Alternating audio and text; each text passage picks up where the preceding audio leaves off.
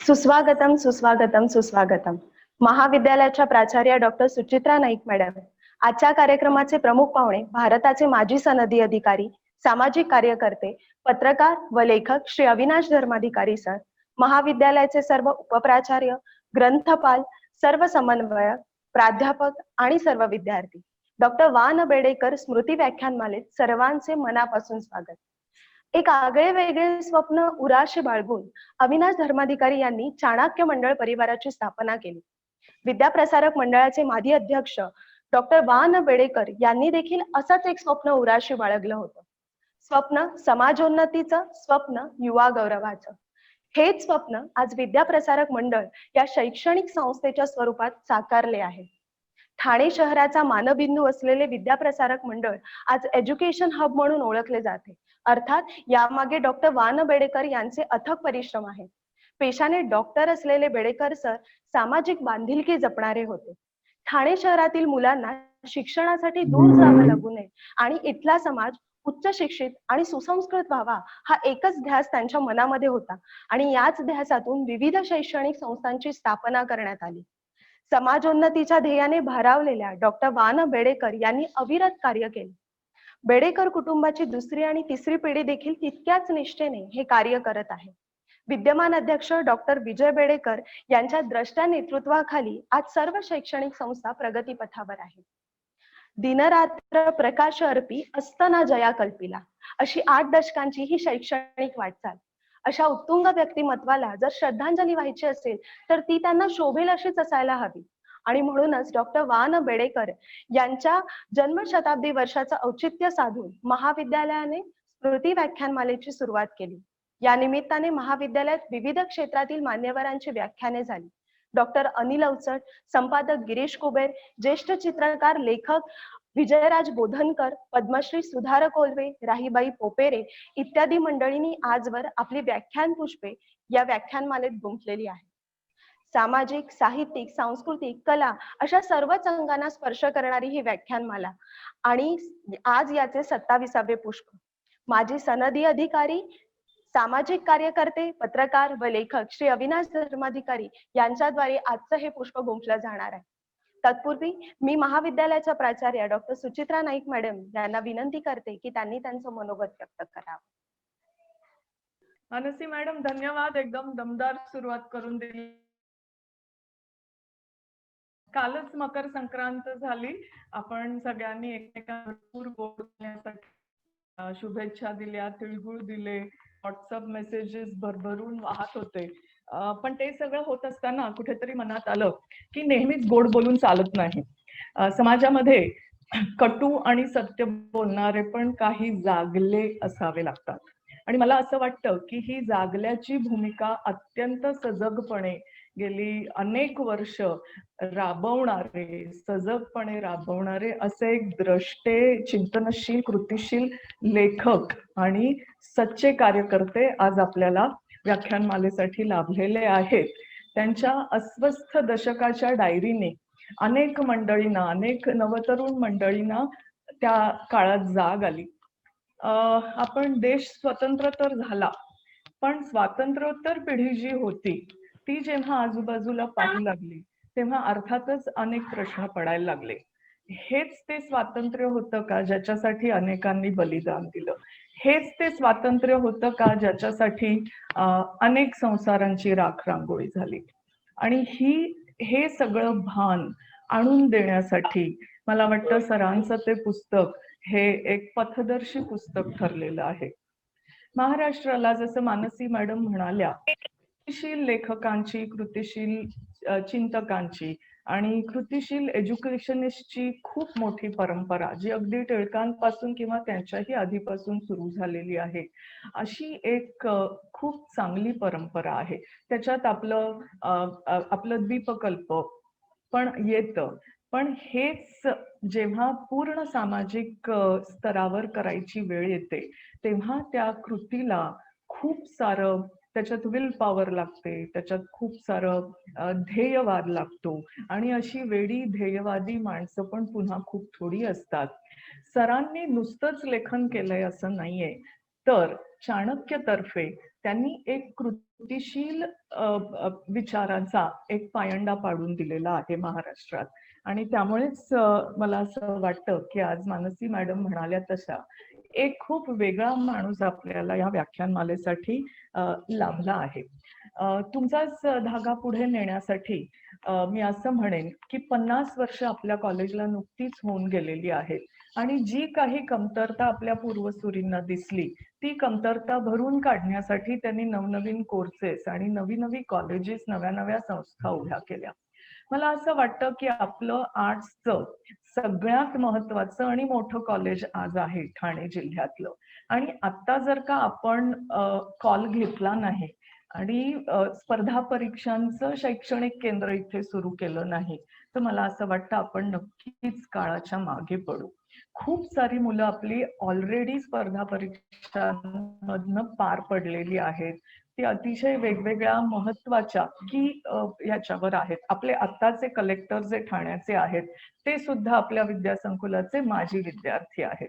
त्यामुळे मला असं वाटतं की आता 50वी वर्ष झालेली असताना एक अतिशय महत्वाचं आणि डिवोटेड कमिटेड काम करणारं MPSC आणि UPSC परीक्षांसाठी काम करणारं जर का सेंटर आपण सुरू केलं नाही तर मला असं वाटतं की आपण ही संधी गमावून बसू. आणि ह्या सगळ्याचा विचार करण्यासाठी आणि करताना सुरुवातीसाठी कुठलं नाव पुढे येऊ शकतं तर ते अर्थातच आम्हाला वाटलं धर्माधिकारी सरांचं नाव हे त्या बाबतीत आपल्याला मार्गदर्शन करण्यासाठी खूप महत्वाचं नाव असेल. सर, ह्या हेतूने आम्ही आज तुम्हाला विशेष करून इथे बोलवलं आहे की हे जे त्याची जी काही प्राथमिक अगदी मांडणी आहे ती आमचे व्हाईस प्रिन्सिपल आणि इतर काही मंडळींनी केलेली आहे. सुभाष शिंद्यांनी केलेली आहे. पण हे पुढे नेण्यासाठी जी काही भरपूर इच्छाशक्ती लागते, सामाजिक इच्छाशक्ती लागते, मुलांच्या बाजूने काही प्रयत्न व्हावे लागतात, शिक्षकांनी काही प्रयत्न करावे लागतात. तर ह्या सगळ्याच या व्याख्यानाच्या निमित्ताने चर्चा व्हावी, त्याचं काहीतरी चिंतन व्हावं ह्या उद्देशाने आपण हे आजचं व्याख्यान पुष्प गुंफतो आहोत. फार वेळ मी आपला घेत नाही. आमची विद्यार्थी मंडळी तुम्हाला ऐकण्यासाठी इथे जमलेली आहेत. So over to you Mansi. पुन्हा एकदा धन्यवाद. धन्यवाद मॅडम. सर्वांना खूप उत्सुकता असेल सरांना ऐकण्याची, सरांचं व्याख्यान ऐकण्याची, पण तत्पूर्वी आपण सरांची ओळख करून घेऊयात. जग जग माझ्या जीवा असं जगन मोलाचं, जग जग माझ्या जीवा असं जगन तोलाचं, उच्च गगनासारख धरित्रीच्या रे मोलाचं. बहिणाबाईंनी म्हटल्याप्रमाणे समृद्ध जगण्याची कला काही मोजक्या व्यक्तिमत्वांना अवगत असते आणि त्यातीलच एक व्यक्तिमत्व म्हणजे आजचे आपले प्रमुख पाहुणे श्री अविनाश धर्माधिकारी सर. अविनाश सरांचा जन्म कोल्हापूरचा आणि बालपण पुण्यामधलं. ज्ञान प्रबोधिनी प्रशाला येथे त्यांनी शालेय शिक्षण घेतलं. सरांचा लहानपणापासून पुस्तक वाचनाची त्यांना प्रचंड आवड, अगदी इतकी की जेवताना देखील एका हातात पुस्तक असायचं आणि त्यांचं वाचन सुरू असायचं. ज्ञानेश्वर, तुकाराम, सुभाषचंद्र बोस, स्वामी विवेकानंद यांसारखी कितीतरी चरित्र आणि साहित्य वाचनाने त्यांना समृद्ध विवेकाच्या सागरात आणून सोडलं. अविनाश सरांनी सुरुवातीला डॉक्टर होण्याची इच्छा बाळगली होती आणि मग अचानक एके दिवशी भारत मातेची सेवा आणि भारताचा कार्यकर्ता होणं हेच आपलं ध्येय आहे याची त्यांना जाणीव झाली आणि मग युवक दलाचा प्रवास सुरू झाला. युवक संघटन, ग्रामविकास कार्य, देशभर केलेले अभ्यास दौरे, समाज प्रश्न हातात घेऊन केलेली आंदोलनं, शाळा कॉलेजमध्ये केलेलं अध्यापन अशी ही भारलेली 10 वर्ष होती. याच काळात ते फ्रीलान्स पत्रकार म्हणून देखील काम करत होते. 1986 साली महाराष्ट्रातून IAS अधिकारी म्हणून निवडले गेलेले अविनाश सर एकमेव मराठी व्यक्तिमत्व होते आणि इतकंच नाही तर त्या वर्षीच्या मुलाखतीत सबंध देशभरातून सर्वाधिक गुण मिळवलेले ते अधिकारी होते. त्यांची पहिली पोस्टिंग उपविभागीय अधिकारी म्हणून पलटण येथे झाली. त्यानंतर मुंबई, रत्नागिरी, अमरावती, पुणे अशा वेगवेगळ्या विभागामध्ये महत्वपूर्ण पदावर त्यांनी काम केलं. सेवेत असताना देखील त्यांनी बरेच अभिनव प्रयोग सुरू केले. प्रशासनातल्या समृद्ध अशा 10 वर्षाच्या या कालखंडानंतर नवनिर्मितीचं स्वप्न हृदयाशी बाळगत अविनाश सरांनी 1996 ला राजीनामा दिला. देशाची आणि जगाची उभारणी करण्यासाठी जगणारे अनेक कार्यकर्ते असतात आणि त्यांची फौज उभी करायची या हेतूने त्यांनी चाणक्य मंडळ परिवाराची स्थापना केली. अभ्यासू, समाजभिमुख, सत्तेच्या अहंकाराने चढून न जाणारा, पोलादी तरीही संवेदनशील मनाचा अधिकारी बनवण्याचं काम चाणक्य मंडळ परिवार आज खूप उत्साहाने आणि जोमाने करत आहे. अविनाश सरांनी केलेले भारत दौरे याच्या अनुभवावर आधारित अस्वस्थ दशकाची डायरी हे त्यांचं अतिशय वेगळ्या धाटणीचं पुस्तक प्रसिद्ध आहे. गौरी देशपांडे यांनी त्याचा इंग्रजी अनुवाद देखील केलाय. नवा विजयपथ, स्वतंत्र नागरिक, जिंकणारा समाज घडवण्यासाठी ही त्यांची काही पुस्तकं, तर रात्र गहरीच्या तिसऱ्या पहरी हा त्यांचा काव्यसंग्रह प्रसिद्ध आहे. चाणक्य मंडळ परिवाराचे आज हजारो विद्यार्थी राष्ट्रकार्याचा संकल्प घेत आहेत. चाणक्य मंडळ परिवार ही केवळ एक संस्था नाही, तर हा एक ध्यास आहे. राष्ट्रकार्याचा ध्यास, देशभक्तीचा ध्यास. आणि अशा ध्यासाचं वेड अंतःकरणात घेऊन संपूर्ण आयुष्य ज्यांनी देशकार्यासाठी समर्पित केलं, असे आजचे आपले प्रमुख पाहुणे अविनाश धर्माधिकारी सर. मी सरांना विनंती करते की त्यांनी सर्वांशी संवाद साधावा. धन्यवाद. ठाणे शहर आणि जिल्ह्यातल्या अत्यंत मानाच्या असलेल्या बेडेकर महाविद्यालय सर्व शिक्षण संस्था विद्याप्रसारक मंडळी याच्या प्राचार्य सन्माननीय डॉक्टर नाईक मॅडम, आवर्जून उपस्थित असलेले अनेक फॅकल्टी मेंबर्स आणि माझी ज्यांनी आत्ताच नुकती फारच विशेष प्रेमाने ओळख करून दिली अशा सन्माननीय मानसीताई आणि आम्हा सर्वांचेच प्रिय असलेले सर्व विद्यार्थी मित्र मैत्रिणी, सर्वप्रथम मी डॉक्टर वाना बेडेकर यांच्या स्मृतीला वंदन करतो. मी हे वाक्य खूप मनापासून म्हणतोय की बेडेकर महाविद्यालयाच्या कार्यक्रमामध्ये निमंत्रित करणं हा एक फार मोठा सन्मान आहे. त्यातून डॉक्टर बेडेकरांच्या जन्मशताब्दीचं हे वर्ष, त्यानिमित्त योजलेला विशेष उपक्रम आणि वेळोवेळी ठाण्यामध्ये विजयजींची माझी भेट होतच असते.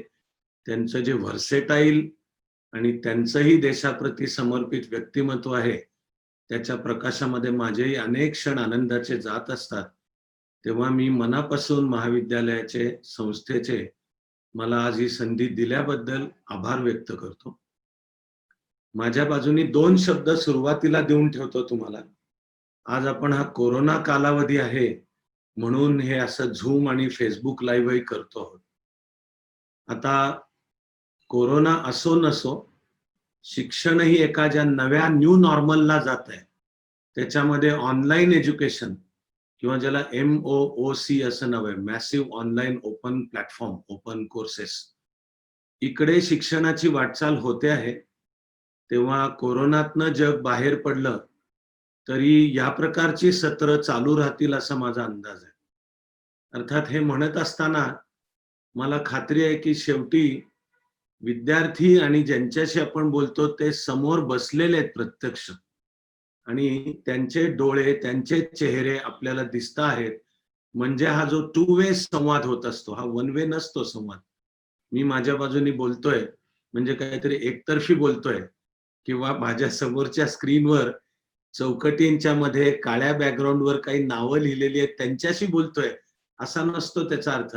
आपण जिवंत माणसांशी बोलत असतो आपण, आणि हा 2 वे संवाद असतो.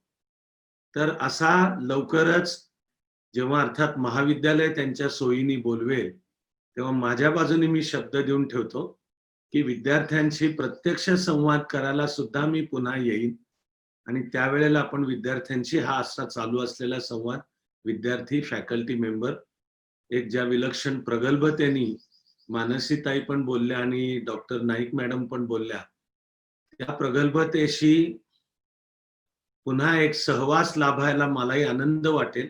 तर मुलांशी आपण असं जर सत्र पुढे कधीही योजलं तर त्याला मी येईन. त्यापेक्षा महत्वाचा एक शब्द आत्ता देतो. डॉक्टर नाईक मॅडम म्हणाल्या की स्पर्धा परीक्षांचं केंद्र कॉलेजवर उभं राहावं या दृष्टीने काही आखणी चालू आहे. तर मी माझा शब्द देतो तुम्हाला की व्यक्ती म्हणून मी आणि माझ्या परीने जे काही गेल्या 25 वर्षामध्ये या क्षेत्रामध्ये थोडंसं काम करता आलेलं आहे, अशी चाणक्य मंडली संस्था ही ह्या तुमच्या स्पर्धा परीक्षा केंद्रासाठी जे काही सर्व करायचं असेल त्याच्यासाठी तुमच्या बरोबर राहील.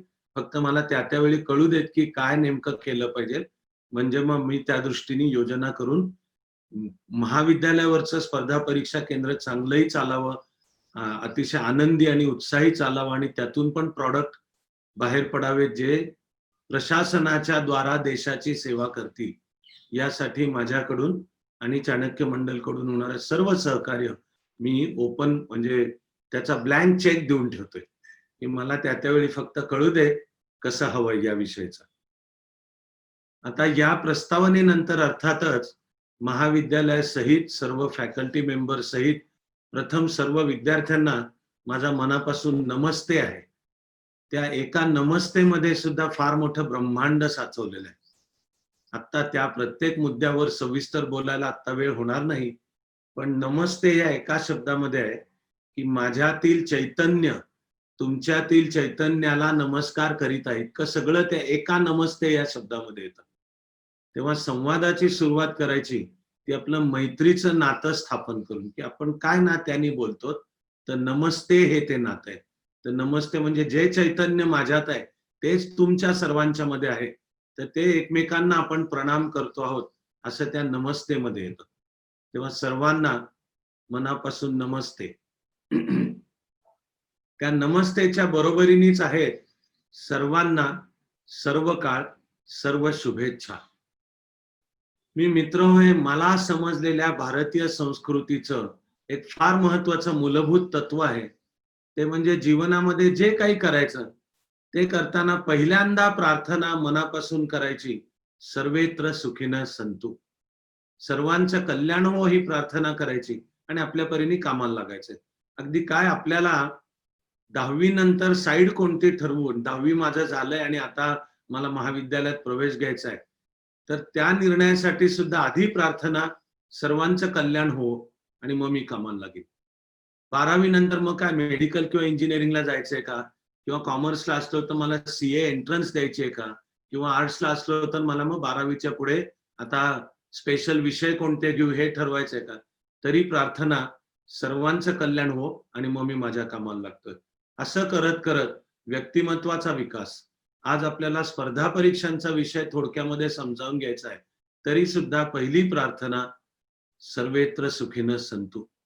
या स्पर्धा परीक्षांच्या द्वारा आपण महाराष्ट्र किंवा देशाच्या प्रशासन, आणि मी तुम्हाला खूप उदाहरणं सांगणार आहे, स्पर्धा परीक्षांचं जे क्षेत्र व्यापक होत चाललेलं आहे जास्तीत जास्ती, या विविध क्षेत्रांच्या मध्ये जाऊ, पण त्या क्षेत्रांच्या मध्ये जातानाची सुद्धा आपली पहिली प्रार्थना सर्वांचं कल्याण हो अशीच आहे.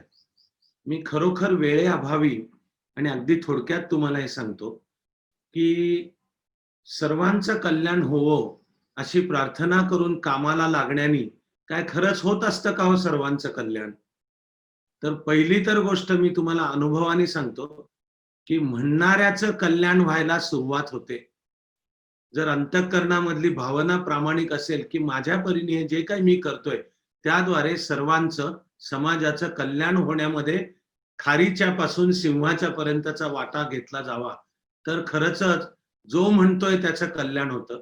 आणि मग असं म्हणणाऱ्याच्या हातून जे कर्म तो आपोआप ज्या गोष्टी करेल त्यातून सर्वांचं कल्याण होण्याचा एक प्रवाह, एक ट्रेंड एक चालू होतो. तेव्हा ही आपली प्रार्थना फार मूलभूत आहे. पण दुसरा मी तुम्हाला परफेक्टली विज्ञाननिष्ठ मुद्दा सांगतो, तो म्हणजे आता विज्ञान फिजिक्सनी पण हे सांगितलंय की आपल्या मनातले जे संकल्प असतात ते संकल्प किती स्ट्रॉंग आहेत, किती दृढ आहेत, यानुसार ते खरंच प्रत्यक्षात येण्याची प्रॉबेबिलिटी वाढते, असं फिजिक्सचं वाक्य आहे. क्वांटम फिजिक्सचं निष्कर्ष आहे की आपल्या मनातल्या संकल्प, कारण विचार हे इलेक्ट्रोमॅग्नेटिक वेव्हज आहेत आणि आपण जे विचार असमंतामध्ये प्रसृत करू त्यावरनं ठरतं आपण कोणते विचार आकर्षित करणार. म्हणून आपल्या शहाण्या पूर्वजांनी आपल्याला ही प्रार्थना शिकवली की काहीही करायचं असेल तरी आधी प्रार्थना सर्वेत्र सुखिनः सन्तु, सर्वजण सुखी होत, सर्वांचं कल्याण हो आणि मग मी माझ्या परीने कामाला लागतोय. तेव्हा आज आपल्याला हा स्पर्धा परीक्षांचा विषय समजावून घ्यायचा आणि मग उद्या आपल्यामधले अनेक जण स्वतः स्पर्धा परीक्षांची तयारी करतील, त्यातले अनेक जण यशस्वी होतील. या सगळ्याच्या मागची भूमिका सर्वांचं कल्याण हो ही आहे. ही प्रार्थना संस्कृत मध्ये असेल तर सर्वेत्र सुखिनः सन्तु आहे. तीच प्रार्थना आपल्याला बुद्ध महावीरांनी शिकवली ती भवतु सब्ब मंगलम अशी प्राकृतामध्ये आहे. अर्थ तोच आहे की सर्वांचं मंगल कल्याण हो. आणि माझी ओळख करून देताना सुद्धा फार नेमक्या शब्दांमधल्या त्या ओळखीमध्ये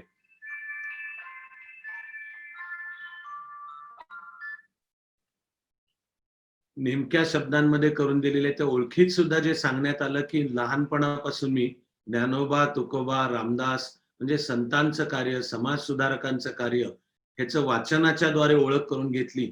म्हणून मला माहिती आहे की या सगळ्यांचा सुद्धा संदेश जो जे वांछील तो ते लाहो प्राणिजात म्हणजे सर्वांच्या कल्याणाची प्रार्थना. हे खरोखर लक्षात घ्या मित्रहो की स्पर्धा परीक्षा आणि ते क्षेत्र काय आहे याविषयी मी सांगणार आहे तुम्हाला. ते क्षेत्र आपल्याला काय देतं याविषयी सुद्धा सांगणार आहे. आणि तरी पहिली ही प्रार्थना सांगतोय की स्पर्धा परीक्षेद्वारा आपण जर महाराष्ट्राच्या किंवा देशाच्या प्रशासनात शिरलो तर ते कशासाठी शिरायचं? तर केवळ खूप पैसा मिळतो, खरा खोटा, भला बुरा, योग्य मार्गाने अयोग्य मार्गाने, केवळ असं काहीतरी आहे, स्थैर्य मिळतं, सिक्युरिटी आहे, समाजामध्ये मान सन्मान आहे, मुख्य म्हणजे पॉवर आहे, सत्ता अधिकार आहे. तर हे सगळ्या दुय्यम गोष्टी आहेत. ही सगळी साधनं आहेत. मुख्य आहे ते माझ्या या करत असलेल्या कामामधून सर्वांचं कल्याण होण्यामध्ये मी भर घालतो आहे का? मी भर घालते आहे का? तर स्पर्धा परीक्षांचं क्षेत्र म्हणजे असं सर्वांचं समाजाचं कल्याण होण्यामध्ये आपला वाटा उचलण्याचं क्षेत्र आहे. आणि मी ज्या शुभेच्छा तुम्हाला म्हणालो त्या ह्यासाठीच्या शुभेच्छा आहेत. आता आपण अशी बोटं मोडून शार्पली काही मुद्दे लक्षात घेऊ. पहिली गोष्ट, स्पर्धा परीक्षा या शब्दाची व्याख्या आपण लक्षात घेऊयात. व्याख्या मी तुम्हाला म्हणणार आहे की मी व्याख्या तर सांगेन, पण ती सांगायच्या आधी सुचवतोय की ती मनामध्ये धारण करा. Please hold this definition in your mind. कारण पुढचे जे मी मुद्दे तुमच्याशी बोलणार आहे त्याचा संबंध या व्याख्येशी आहे. तेव्हा एक ओळीची व्याख्या सांगायची तर स्पर्धा परीक्षा म्हणजे जिथे शैक्षणिक किंवा व्यावसायिक कारणासाठी तुमची निवड करायला वेगळी परीक्षा घेतली जाते, तिला म्हणायचं स्पर्धा परीक्षा. पुन्हा एकदा सांगतो, जिथे शैक्षणिक हा मुलगा ही मुलगी म्हणते की मला पुढचं अमुक अमुक शिकायचंय, तर या मुला मुलीला हे शिकू द्यायचं का नाही यासाठी घेतली जाणारी, यासाठी स्पेसिफिक परीक्षा, यासाठी घेतली जाणारी वेगळी परीक्षा म्हणजे स्पर्धा परीक्षा. किंवा हा तरुण मुलगा मुलगी म्हणतोय की मला अमुक जॉब हवाय, मला अमुक नोकरी, मला अमुक व्यवसाय करायचा आहे, तर हा त्याला करू द्यायचा का नाही, त्या व्यवसायासाठी हा तरुण मुलगा मुलगी योग्य आहे का नाही हे शोधण्यासाठीची वेगळी परीक्षा. वेगळी परीक्षा हिचं नाव आहे स्पर्धा परीक्षा. एक ओळीची व्याख्या. Please hold this definition in your mind. जिथे तुमची शैक्षणिक किंवा व्यावसायिक कारणासाठी निवड करायला वेगळी परीक्षा घेतली जाते त्या परीक्षेला म्हणायचं स्पर्धा परीक्षा. नुसती ही व्याख्या ऐकली तरी तुमच्या आपोआप लक्षात येईल. ते आपोआप लक्षात येण्याला मी फक्त शब्दरूप देतोय. ते म्हणजे याचा एक अर्थ हा झाला की स्पर्धा परीक्षांच्या क्षेत्रामध्ये तुम्हाला 10वीला किती टक्के होते याला जवळजवळ काहीही महत्व नाही. तुम्ही 10वी नंतर साईड कोणती घेतलीत ऑलमोस्ट जवळजवळ काही महत्व नाही. मेडिकल किंवा इंजिनिअरिंगला प्रवेश मिळाला का नाही मिळाला, कारण सध्या करिअरची ही एक उतरंड आहे ना, त्याच्यामध्ये ही समजूत आहे की केवळ पुस्तकी अभ्यास म्हणजेच बुद्धिमत्ता. त्या पुस्तकी अभ्यासाचा मोजमाप सुद्धा म्हणजे परीक्षा किंवा परीक्षेतले मार्क म्हणजेच बुद्धिमत्ता. तर पुस्तकी अभ्यास ही बुद्धिमत्ता हे बरोबर आहे, पण ती अकॅडमिक इंटेलिजन्स या व्याख्येत येते. बुद्धिमत्तेचं क्षेत्र त्याही पलीकडे खूप मोठं आहे ज्याचं नाव आहे बिहेवियरल इंटेलिजन्स. आणि मग त्या पुस्तकी अभ्यासाचं सुद्धा एक मोजमाप, एकमेव नाही, पण एक मोजमाप परीक्षेमध्ये मिळणारे मार्क ते एकमेव नाहीये मोजमाप. पण स्पर्धा परीक्षा ह्याची व्याख्या लक्षात ठेवली की तुमच्या लक्षात येईल की केवळ तुला फॉर्मल शिक्षण पद्धतीमध्ये किती मार्क होते, कोणती साईड तू निवडलीस. कारण उदाहरणार्थ कळत न कळत पुन्हा समाजामध्ये कुठेतरी मी ह्याला गैरसमज म्हणतोय मुद्दा बोलायच्या आधी, की करिअरची एक उतरंड रचण्यात आलेली आहे आणि त्याच्या सगळ्यात वरच्या कप्प्यामध्ये ठेवण्यात आलेलं आहे मेडिकल आणि इंजिनिअरिंग. तेव्हा एखादा मुलगा मुलगी हुशार आहे की नाही, त्याचं फ्युचर भवितव्य चांगलं आहे का नाही, कशावरून ठरणार, तर 12वीला सायन्सला आहे का, त्याच्यामध्ये PCB PCM घेतलं का, आणि एवढ्यावर भागत नाही, नीट आणि CET देऊन त्याला मेडिकल किंवा इंजिनिअरिंगला प्रवेश मिळाला का. मेडिकल किंवा इंजिनिअरिंगला प्रवेश मिळाला तरच ते महत्वाचं, आणि गैरसमज त्या पाशी चालू होतो. मेडिकल इंजिनिअरिंग हे एक चांगलं करिअर आहे. कुणासाठी आहे? ज्याला गणित हा विषय आवडतो, समजतो, गणितामध्ये ज्याचं मन रमतं, गणित समोर आलं की ज्याला आव्हान वाटतं ते सोडवावंसं, त्याने आनंदाने जावं ना इंजिनिअरिंगला. तसंच मेडिकलचं क्षेत्र चांगलंच आहे, पण कोणासाठी आहे? ज्याला बायोलॉजी हा विषय आवडतो, समजतो, बायोलॉजीमध्ये ज्याचा जीव रमतो, बायोलॉजीची आव्हानं समोर आली किंवा तो माणसाचा हाडाचा सांगाडा समोर आला तरी ज्याला असं एक उत्सुकता येऊन मी हे ज्ञान केव्हा एकदा मिळवतो, त्याने आनंदाने त्याने मेडिकलला जावं. पण मेडिकल इंजिनिअरिंग म्हणजेच जणू काय ते चांगलं करिअर, आणि मग ती जमली नाही तर दुसऱ्या करिअर्सचा विचार करायचा. हा करिअर्सच्या बाबतीतला फार मोठा गैरसमज आहे. पण स्पर्धा परीक्षाच्या क्षेत्रात दिसेल की स्पर्धा परीक्षाची व्याख्या ऐकल्या क्षणी तुमच्या लक्षात येईल की त्या कशालाही काहीही महत्व नाहीये. तिकडे तुला 10वीला किती टक्के असू नसू देत, म्हणजे कमी किंवा जास्ती, त्यानुसार तू सायन्सला गेलेला असो नसू देत, त्या सायन्सला गेल्यानंतर 12वीसाठी तुझं PCB PCM बायफोकल काही असो नसू देत, पुढे मेडिकल किंवा इंजिनिअरिंगला प्रवेश तुला मिळालेला असो नसू देत, तुझ्या विषयीचा जो निर्णय होणार आहे तो हा आम्ही सांगतो ही परीक्षा, आणि तुझा त्या परीक्षेमध्ये परफॉर्मन्स कसा आहे यावरनं ठरवणार आहोत आम्ही की तुला ही शिक्षणाची किंवा पुढे व्यवसायाची ती संधी द्यायची का नाही. म्हणून ही एक ओळीची व्याख्या जिथे तुमची शैक्षणिक किंवा व्यावसायिक कारणासाठी निवड करायला वेगळी परीक्षा घेतली जाते, तिला म्हणायचं स्पर्धा परीक्षा. म्हणून माझा पुढचा मुद्दा आहे की मी आत्ता जी तुम्हाला व्याख्या सांगितली या अर्थाने जाणाऱ्या प्रत्येक दिवसागणिक स्पर्धा परीक्षेचं क्षेत्र आणि स्पर्धा परीक्षेची व्याप्ती वाढत चाललेली आहे. तुम्हाला UPSC MPSC तर माहितीच आहे असं मी गृहीतच धरतो, आणि आपल्या महाविद्यालयावर त्याचं आपण केंद्र करणार आहात ही मला आनंदाची गोष्ट कळली, आणि माझ्या परीने मी त्याच्यामध्ये सहभागी व्हायला सुचवलेलंच आहे. तेव्हा UPSC MPSC समजा आपल्याला माहिती आहे की MPSC म्हणजे महाराष्ट्राचं प्रशासन चालवणारे अधिकारी ज्या परीक्षेतून निवडले जातात ती स्पर्धा परीक्षा, आणि UPSC म्हणजे संपूर्ण देशाचं प्रशासन चालवणारे अधिकारी ज्या परीक्षेतून निवडले जातात, ज्या स्पर्धा परीक्षेतून निवडले जातात ती परीक्षा. पण लक्षात घ्या की या स्पर्धा परीक्षा ही जी मेथड आहे, method of selection of human beings, माणसांची निवड करण्याची ही पद्धत, ही जाणाऱ्या दिवसागणिक वाढतच चाललेली आहे. तिचा एक धावता आढावा पुढच्या एक 2-5 मिनिटांमध्ये आपण घेऊयात. हे लक्षात घेणारा की ते कशा तऱ्हेने वाढत चाललेलं आहे पहा तुम्ही. साधं 12वी नंतर मेडिकल किंवा इंजिनिअरिंगला जायचं आहे तर केवळ 12वीच्या मार्कावर प्रवेश मिळण्याचे दिवस संपले. आता जी नीट किंवा CET आहे ही म्हणजे स्पर्धा परीक्षाच आहे, आणि एकूण इंजिनिअरिंग किंवा मेडिकलला देशभर किती सीट आहेत, बसणार किती लाखो जण, आणि त्यातनं एवढ्या निवडक हजारो जणांचीच फक्त निवड होणार आहे ती त्या मेडिकल किंवा इंजिनिअरिंगसाठी. तेव्हा नीट आणि CET या स्पर्धा परीक्षाच आहेत. त्या इंजिनिअरिंगच्या क्षेत्रामध्ये जर कोणी म्हणाला की मी भारतातल्या कुठल्याही इंजिनिअरिंग कॉलेजमध्ये शिकायला तयार आहे पण मला इंजिनिअरिंगलाच जायचं आहे, तर AIEEE नावाची स्पर्धा परीक्षा आहे, all India engineering entrance exam, या ही स्पर्धा परीक्षाच आहे AIEEE.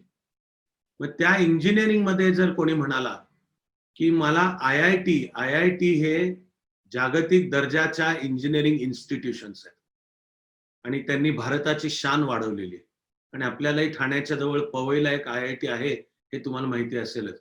पण जर कोणाला वाटलं की मला IITच्या द्वारे इंजिनियर व्हायचं आहे, तर मग IITच्या प्रवेशासाठीची वेगळी स्पर्धा परीक्षा आहे जिचं नाव आहे IIT JEE joint entrance exam. तर ती स्पर्धा परीक्षा आहे. मग IIT प्रमाणेच कोणाला वाटलं की मला कॉर्पोरेट सेक्टरमध्ये करिअर करायचं आहे आणि त्याच्यासाठी मला MBA हवं आहे, तर जसं IITतल्या इंजिनिअरिंगच्या डिग्रीला जगभर महत्व आहे आणि रेड कार्पेट ट्रीटमेंट आहे, तशा आपल्या आहेत IIMs म्हणजे इंडियन इन्स्टिट्यूट्स ऑफ मॅनेजमेंट. एक तर जाता जाता लक्षात ठेवा की कुठल्याच विद्यापीठातल्या कुठल्याच मास्टर्सच्या कोर्सला आता थेट प्रवेशाचे दिवस संपले. पुन्हा पुढे 1-2 मिनिटात माझ्या बोलण्यात हा मुद्दा येणार आहे. बॅचलर होताना तुम्हाला कितीही टक्के असू द्यात किंवा कमी असू द्यात तुलनेने, पण तुम्ही जर म्हणालात आता मला त्यातलं मास्टर्स करायचंय, तर बहुतेक सगळ्या विद्यापीठांमध्ये त्या मास्टर्ससाठी एक वेगळी परीक्षा आहे. म्हणजे त्याचा अर्थ झाला ती स्पर्धा परीक्षाच आहे. त्यामध्ये MBA, तर कुठल्याच MBA ला आता तुम्हाला थेट प्रवेश नाही. तुमची डिग्री झाली आणि मला आता MBA, तर MBAच्या एंट्रन्स एक्झाम्स आहेत विविध विद्यापीठांच्या मिळून. आणि मग त्याच्यासाठी ही IIM, की जिथे खूप प्रेस्टिज आहे, आणि IIMचं विशेषतः IIM अहमदाबादचं तुमच्याकडे जर MBA असेल तर तुमच्याकरता रेड कार्पेट ट्रीटमेंट आहे. अगदी त्यांची पॅकेजेस कोटींच्या भाषेत चालू होतात. स्टार्टिंगची पॅकेजेसच कोटींच्या भाषेत चालू होतात. असं मला कोणी म्हटलं IIM मधनं मला मास्टर्स ऑफ बिझनेस ऍडमिनिस्ट्रेशन करायचं आहे, तर तुम्हाला डिग्रीला कितीही टक्के असू द्यात, अगदी विद्यापीठामध्ये तुम्हाला गोल्ड मेडल मिळालेलं असू द्यात, तुम्ही विद्यापीठाच्या मार्कांचं नवं रेकॉर्ड स्थापन केलेलं असू द्यात, किंवा दुसरं टोक म्हणजे कमी मार्क मिळालेले असू द्यात, तुमची IIM साठीची एक एंट्रन्स एक्झाम आहे, तिचं नाव आहे GMAT, general management aptitude test. म्हणजे या मॅनेजमेंटच्या क्षेत्राला आवश्यक असा ऍप्टिट्यूड, कल तुमच्या व्यक्तिमत्वाचा आहे का, याविषयीच्या काही शास्त्रशुद्ध चाचण्या आणि तुमची व्यापक परीक्षा घेतली जाते आणि त्यातनं ठरणार की तुम्हाला तिथे प्रवेश मिळणार का नाही मिळणार. आजच्या सुरुवातीच्या बोलण्यामध्ये मी अगदी कमी वेळामध्ये तुम्हाला तसा एक खूप मोठा मुद्दा सांगितला, तो म्हणजे सर्व करिअर चांगली आहेत, करिअरची उतरंड ही योग्य नाही. मग अशामध्ये कोणाच्या जर खरंच मनात आलं की मला प्युअर सायन्स मध्ये करिअर करायचं आहे, मेडिकल इंजिनिअरिंग म्हणजे अप्लाइड सायन्सेस आहे, पण कोणाच्या ठरवून मनात आलं की मला प्युअर सायन्स मध्ये करिअर करायचंय आणि मला शास्त्रज्ञ व्हायचं आहे, तर अशा भारताच्या जसे आपल्या IITs जगप्रसिद्ध आहेत, आता आनंदाची गोष्ट आहे, IIMs जगप्रसिद्ध आहेत, ती पण आनंदाची गोष्ट आहे. तशा प्युअर सायन्स ज्यांना शास्त्रज्ञ व्हायचं आहे अशा सुद्धा जगदविख्यात भारताच्या इन्स्टिट्यूशन्स आहेत. त्यांचं नाव आहे Indian institutes of science, IISCs. त्याची उदाहरणार्थ पुण्यामध्ये एक ब्रँच आहे, तिचं नाव IISER, all India institute of science education and research. तर कोणाला वाटलं की मला शास्त्रज्ञ व्हायचंय, तर त्या IISCs मधल्या निवडीची प्रक्रिया सुद्धा स्पर्धा परीक्षांच्या द्वारे होते. कोणी म्हणाला मला डिफेन्स मध्ये करिअर करायचंय, की भारताची सेवाच करायची, पण संरक्षण सेवांच्या मध्ये जाऊन मला डिफेन्स मध्ये जाऊन, तर तुम्ही डिफेन्स मध्ये 2 लेव्हल्सना तुमची भरती होते. एक 12वी नंतर NDA ची रिक्रुटमेंट आहे आणि पदवी नंतर IMA म्हणजे इंडियन मिलिटरी अकॅडमी, याची परीक्षा होते. तर ती NDA एंट्रन्स एक्झाम असंच तिचं नाव आहे, ती UPSC कंडक्ट करते. आणि इंडियन मिलिटरी अकॅडमी साठीची जी परीक्षा होते तिचं नाव आहे CDSE, म्हणजे कंबाइंड डिफेन्स सर्व्हिसेस एक्झाम. ही पण परीक्षा UPSCच घेते. म्हणजे डिफेन्स मध्ये प्रवेश करायचा आहे तरी स्पर्धा परीक्षा आहे. बँकिंग सेक्टर मध्ये प्रवेश करायचा आहे, तर पूर्वी तर ज्या नॅशनलाइज बँका होतात त्याच्यातल्या अधिकाऱ्यांच्या भरतीसाठी, जसं शासकीय अधिकाऱ्यांच्या भरतीसाठी UPSC MPSC परीक्षा हे आयोग आहेत, म्हणजे युनियन पब्लिक सर्व्हिस कमिशन आणि महाराष्ट्र पब्लिक सर्व्हिस कमिशन, तशी 12व्या पंचवार्षिक योजनेपर्यंत तर BSRB नावाची बॉडी होती, बँकिंग सर्व्हिसेस रिक्रुटमेंट बोर्ड. 12व्या पंचवार्षिक योजनेमध्ये सरकारने ठरवलं की BSRB विसर्जित करायचा, पण प्रत्येक बँकेला सांगायचं की तुमची माणसं आता तुमचे तुम्ही रिक्रूट करा, भरती करा. तर सार्वजनिक बँका, नॅशनलाइज बँका, कमर्शियल शेड्यूल्ड बँका, अनेक किंवा बहुसंख्य सहकारी बँका सुद्धा, नागरी ग्रामीण सहकारी, मला हे माहिती आहे की आता बँकिंग क्षेत्रातलं रिक्रुटमेंटची सुद्धा स्पर्धा परीक्षा असते. त्या बँका अनाऊन्स करतात की आमच्याकडची एवढी सीटं भरायची आहेत, त्यासाठी या तारखेला परीक्षा आणि त्याच्यासाठी हा असा सिलेबस असणार आहे, म्हणजे स्पर्धा परीक्षा असते. उदाहरणार्थ रिझर्व्ह बँक किंवा स्टेट बँकेच्या अधिकाऱ्यांची भरती ही एका स्पर्धा परीक्षेच्या द्वारे होते आणि तिचं नाव असतं PO म्हणजे probationary officers exam, PO exam, म्हणजे ती स्पर्धा परीक्षाच आहे. खरोखर मी सांगेन की तुमच्या मनामध्ये जी विविध करिअर्स असतील त्यापैकी 10तल्या 6, 7, 8 करिअर्स करता आता कुठली ना कुठली तरी स्पर्धा परीक्षा आहे. उदाहरणार्थ मी सांगतोय की समजा तुम्हाला वाटलं शिक्षक व्हायचं आपल्याला, लक्षात घ्या, तर पहिलं तर मी म्हणणार आहे की ज्याला शिक्षक व्हावंसं वाटतंय, आपके मुंह में घी शक्कर. दुर्दैवाची गोष्ट म्हणजे फार कमी जणांना मला शिक्षक व्हायचं असं वाटत असतं. आज पुन्हा त्या एका मुद्द्यावर सविस्तर बोलण्याची ही वेळ किंवा जागा नाही. एक ओळीमध्ये मी म्हणून ठेवतो की खरं म्हणजे समाजातले सर्वोत्कृष्ट brains, best of the brains हे खरे शिक्षक व्हायला पाहिजेत. कारण ते पुढची पिढी घडवतात. तेव्हा तुम्हाला जर ह्या आशीर्वाद लाभला की मला शिक्षक व्हायचंय आणि उदाहरणार्थ कोणाला वाटलं की शाळा पातळीचं मला शिक्षक व्हायचंय, तर त्यासाठी तुमच्याकडे डीएड बीएड लागतं. तर आता डीएड बीएड ची सुद्धा स्पर्धा परीक्षा असते प्रवेशाची. स्ट्रेट संस्थेमध्ये 40 डीएड किंवा बीएडच्या जागा आहेत आणि तिथे आम्ही 40 जागा भरणार आहोत. अर्ज करा आणि फार तर तुमची मुलाखत होईल. हे दिवस संपले. तर डीएड बीएड साठी सुद्धा आता बहुसंख्य ठिकाणी स्पर्धा परीक्षा होते. तुम्ही जर म्हणालात मला महाविद्यालयीन पातळीचा प्राध्यापक व्हायचंय, तर तुमच्या समोर 2 रस्ते आहेत. एक रस्ता, ज्या विषयातला प्राध्यापक व्हायचंय त्या विषयामध्ये पीएचडी करा. तर मग मी सांगून झालं की पीएचडी म्हणजे डिग्री मिळाली, मास्टर्स केलं, आता एमफिल ऑप्शनल आहे किंवा लवकरच एमफिल काढूनच टाकलं जाणार आहे, पीएचडी करता येतं. पण कुठल्याही विद्यापीठामध्ये आता पीएचडी ला थेट प्रवेश नाही. तुम्हाला मास्टर्सला कितीही उत्तम टक्के असू द्यात, फार गोल्ड मेडलही मिळालेलं असू द्यात किंवा तुलनेने कमी म्हणावे तसे मार्क तुम्ही कसे बसे काठावर पास झालेले असू द्यात, पीएचडी करायचं म्हणत असाल तर सगळ्या विद्यापीठांमध्ये आता पीएचडी ची एंट्रन्स एक्झाम आहे आणि त्यावरनं ठरणार की या तरुण मुला मुलीला पीएचडी करू द्यायचं का नाही ते. म्हणजे ती स्पर्धा परीक्षा आहे. आणि हे पीएचडी तुम्हाला शिक्षक व्हायचं असो किंवा नसो, तुमच्या काही व्यावसायिक कारणासाठी जरी पीएचडी करायचं असेल तरी स्पर्धा परीक्षा आहे. पण तुम्हाला महाविद्यालयीन पातळीचा प्राध्यापक व्हायचा आहे तर तुमच्या समोर 2 रस्ते. एक रस्ता पीएचडी करा, म्हणजे तिथे स्पर्धा परीक्षा आहे. दुसरा रस्ता आहे नेट आणि सेट.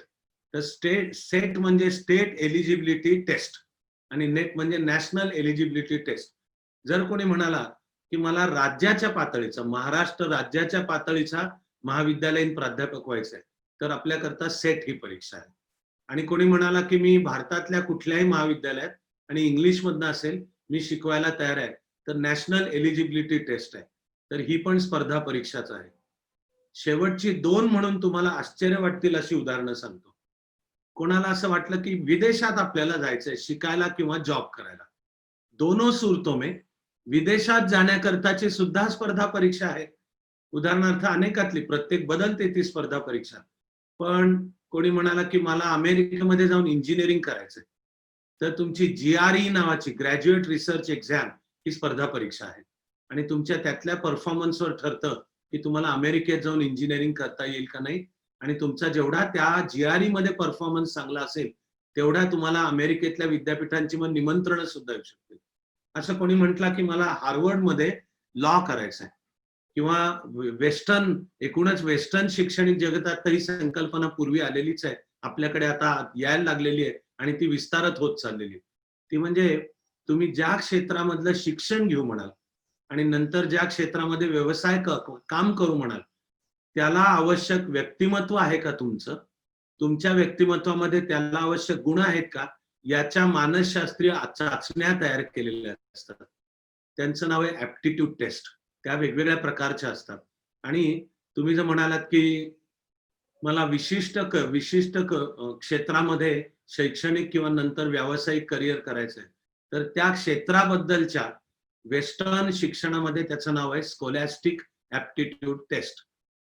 ही तुमच्याकडे त्या क्षेत्राचं ऍप्टिट्यूड आहे का याची तुमच्याकडे टेस्ट होईल. असं वेस्टर्न जगतात आहे.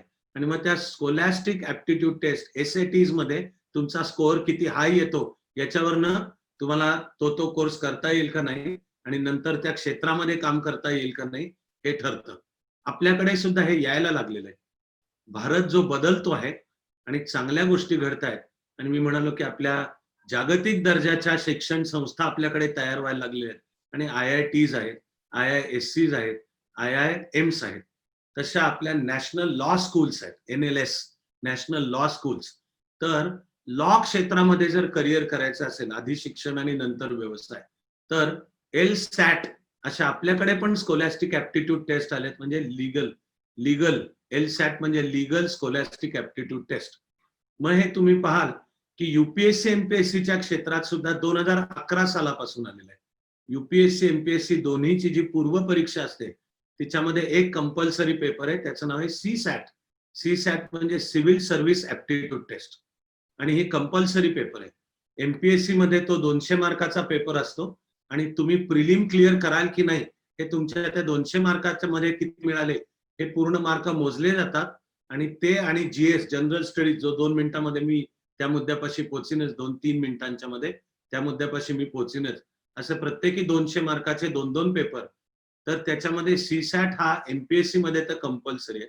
युपीएससीनी सीसॅटला क्वालिफाईंग नेचर, क्वालिफाईंग म्हणजे तुम्हाला सीसॅट मध्ये मिनिमम 70 मार्क मिळालेच पाहिजे. तुम्हाला 70 मिळाले तरच तुमचा जीएसचा पेपर तपासला जाऊन, पण तुम्हाला मेन्सला मेन एक्झामसाठी निमंत्रण येईल का नाही हे तुमच्या त्या जीएस मधल्या मार्कावरनं ठरणार. असे युपीएससी एमपीएससीचे नियम आहेत. पण म्हणजे सिव्हिल सर्व्हिस ऍप्टिट्यूड टेस्ट ही त्या युपीएससी एमपीएससी सुद्धा आहे. तेव्हा एक आश्चर्य वाटणार उदाहरण म्हणजे आता जगात हे जगभर सुद्धा हे येत चाललंय आणि विदेशामध्ये शिकायला किंवा जॉब करायला जायचं झालं तरी वेगवेगळ्या प्रकारच्या स्पर्धा परीक्षा आहेत, त्यातल्या स्कोअरवर ठरतं. लास्टली विशेषतः मुंबई, ठाणे, महानगर परिसरात राहणाऱ्यांना माहिती पाहिजे ते म्हणजे आता कॉर्पोरेट सेक्टरनी सुद्धा आपल्या क्षेत्रातल्या अधिकाऱ्यांची भरती करायला ही स्पर्धा परीक्षा ही मेथड चालू केलेली आहे. तिचं सगळ्यात उत्तम उदाहरण म्हणजे जशी भारत सरकारची IAS आहे ना, इंडियन ऍडमिनिस्ट्रेटिव्ह सर्व्हिस, तशी टाटा उद्योग समूहाची टाटा ऍडमिनिस्ट्रेटिव्ह सर्व्हिस आहे आणि ती स्पर्धा परीक्षा आहे. आणि त्याद्वारा टाटा उद्योग समूहामध्ये मिडल लेव्हल पासून सुरुवात होते डायरेक्ट रिक्रूटची आणि मग प्रमोशननी ते टाटा उद्योग समूहामध्ये वरवर चढत जातात, पण त्यांची स्पर्धा परीक्षांच्या द्वारा होते. अशी मी तुम्हाला कितीतरी उदाहरणं सांगू शकेन, पण ले देके सगळं मिळून सारांश आहे की जाणाऱ्या दिवसागणित या स्पर्धा परीक्षा या क्षेत्राची व्याप्ती वाढत चाललेली आहे. म्हणून माझा पुढचा आता मुद्दा आहे की मी आता तुम्हाला ज्या वेगवेगळ्या स्पर्धा परीक्षांची सांगितली ना माहिती, यांचं कमी अधिक प्रमाणामध्ये स्वरूप एकसारखंच आहे. कमी अधिक प्रमाणामध्ये या सगळ्या स्पर्धा परीक्षांचं स्वरूप एकसारखंच आहे. म्हणजे तरी गंमत म्हणून मी तुम्हाला जाता जाता एक शेवटचं मला राहवत नाही म्हणून उदाहरण बोलतो. पुण्यामध्ये फिल्म इन्स्टिट्यूट आहे पहा, आणि फिल्म इन्स्टिट्यूट मध्ये डायरेक्शन, एडिटिंग, सिनेमॅटोग्राफी वगैरेचे कोर्सेस आहेत. तर फिल्म इन्स्टिट्यूट मधल्या कोर्सेसचे प्रवेश सुद्धा स्पर्धा परीक्षेने ठरतात. इतकं हे स्पर्धा परीक्षांचं क्षेत्र व्यापक होत वाढत चाललेलं आहे. आणि मग या सर्व स्पर्धा परीक्षांचं एक बेसिक स्वरूप जे आहे ते एकसारखंच आहे हे आपण पुढच्या 3 ते 5 मिनिटांमध्ये थोडक्यामध्ये पाहूयात. आपण उदाहरणार्थ बेसिक स्वरूप एकसारखं आहे म्हणजे काय, तर सगळ्या स्पर्धा परीक्षांचा पहिला टप्पा वस्तुनिष्ठ बहुपर्यायी स्वरूपाची परीक्षा, MCQ, multiple choice type questions, ही सगळ्या स्पर्धा परीक्षांचा पहिला टप्पा आहे. त्या पहिली परीक्षेला नावं वेगवेगळी येतील. उदाहरणार्थ युपीएससी एमपीएससी करतात त्या पहिल्या टप्प्याचं नाव आहे प्रिलिमिनरी एक्झाम. तर आपण पाहिलं की नेट सेट असतील तर त्याचं नाव आहे एलिजिबिलिटी टेस्ट, कुठे त्याचं नाव येतं स्क्रीनिंग टेस्ट. अशी नावं वेगवेगळी असतील पण स्वरूप एकसारखंच आहे, ते म्हणजे MCQ, मल्टिपल चॉईस टाईप ही परीक्षा पद्धती. म्हणजे वर प्रश्नाचं वाक्य दिलेलं, खाली 4 उत्तरं दिलेलीच असतात, त्यांना ABCD किंवा 1 2 3 4 म्हटलेलं असेल आणि तुमच्यापाशी उत्तरपत्रिका असते. त्या उत्तरपत्रिकेवर तुम्ही तुमचा एक्झाम नंबर आणि तो आकड्यामध्ये आणि शब्दामध्ये टाकायचा आणि खाली प्रश्न क्रमांक 1 ते 100, 150, 200 जे काय असतील प्रत्येक प्रश्नासमोर 4 पोकळ गोल असतात. आपलं काम प्रश्न वाच, खाली दिलेली 4 उत्तरं वाच, दिलेल्या 4 पैकी कोणतं उत्तर बरोबर आहे त्या उत्तराचा उत्तरपत्रिकेवरचा गोल पेन्सिल किंवा पेननी भर. ही सिस्टीम, ही परीक्षा पद्धती MCQ ती हाताळायला सुद्धा एक विशेष स्किल लागतं. आणि MCQच्या उदाहरणार्थ पहा की प्रत्येक प्रश्नामध्ये तुम्हाला आयदर फुल मार्क्स और 0 मार्क्स, तिथे आणि पण, परंतु, तथापि, वरील मुद्द्यास अनुसरून वगैरे काही प्रकार नाही. तिथे बुल्स आय म्हणतात, म्हणजे तो डार्ट्सचा खेळ आहे की तुम्हाला either you get full marks और नो मार्क्स. आणि इनफॅक्ट नो मार्क्स पाशी पण संपत नाही. आता काही स्पर्धा परीक्षांमध्ये निगेटिव्ह मार्किंग आहे. निगेटिव्ह मार्किंग जसं IIT मध्ये तुमचं उत्तर बरोबर आलं तर तुम्हाला त्या प्रश्नाचे फुल मार्क, तुम्ही उत्तर त्याचं दिलंच नाही तर ठीक आहे, दिलेलं नाहीये त्यामुळे 0. दिलं आणि चुकलं तर -3 आहेत. -3 तिप्पट मार्क मायनस होतात. तिप्पट मार्क. या उलट युपीएससी एमपीएससीनी एमपीएससीनी 1/4 म्हणजे तुमचं उत्तर चुकलं तर तुमचे 1/4 मार्क मायनस होतात. युपीएससी मध्ये 1/3 मार्क मायनस होतात. याला नाव आहे निगेटिव्ह मार्किंग सिस्टीम. तरीही कमी अधिक प्रमाणामध्ये बहुतेक सगळ्या स्पर्धा परीक्षांमध्ये.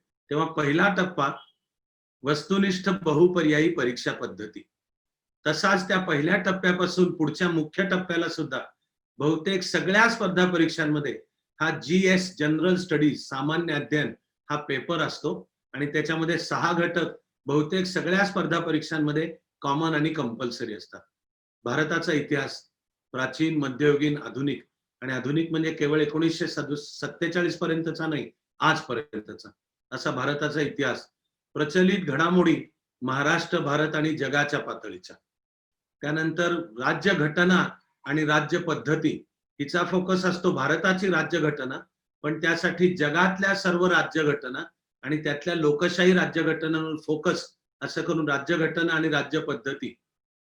भूगोल तो महाराष्ट्र, भारत आणि जगाचा.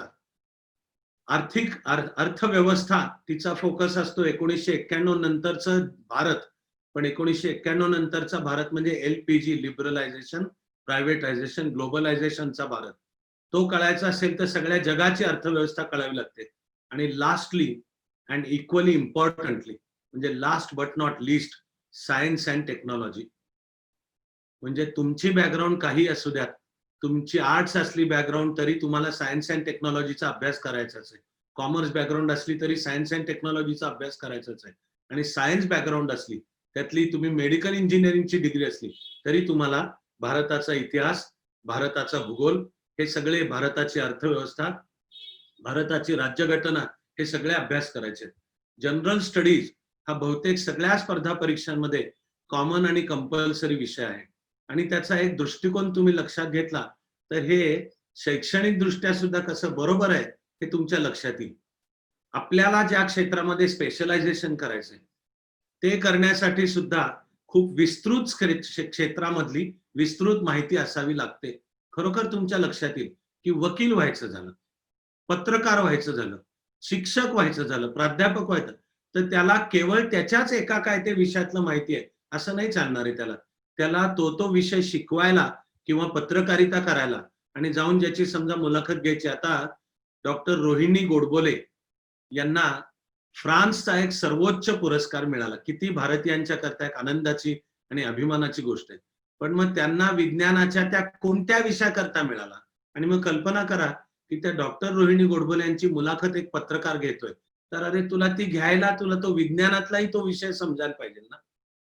असं सर्व करिअर्स बद्दल सांगता येईल की आपल्याला ज्या क्षेत्रामध्ये स्पेशलायझेशन करायचं आहे ते स्पेशलायझेशन सुद्धा प्रभावी ठरायला मला सर्व क्षेत्रांच्या मधलं बेसिक मला कळलं पाहिजे आणि मग त्याच्यावर माझ्या स्पेशलायझेशनची इमारत उभी केली पाहिजे.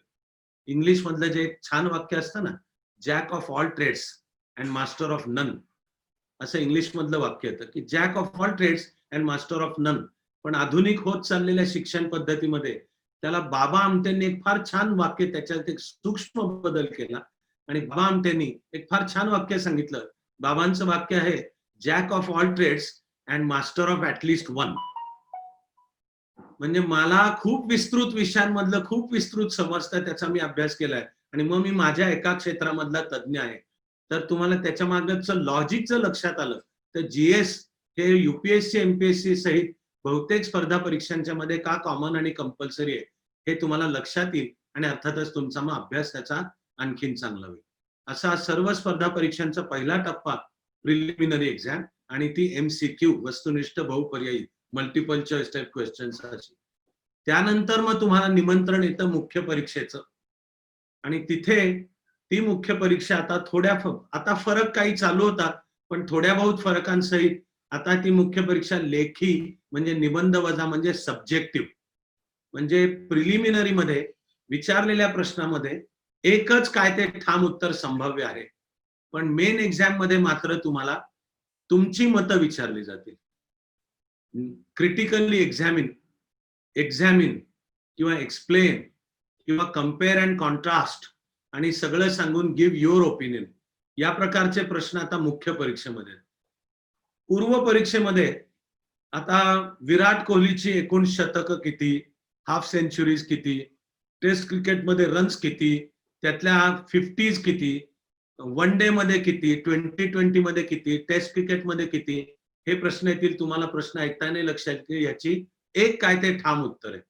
पण तुमच्या मते सर्वात उत्तम बॅट्समन कोण, या प्रकारचे प्रश्न मुख्य परीक्षेला येतात.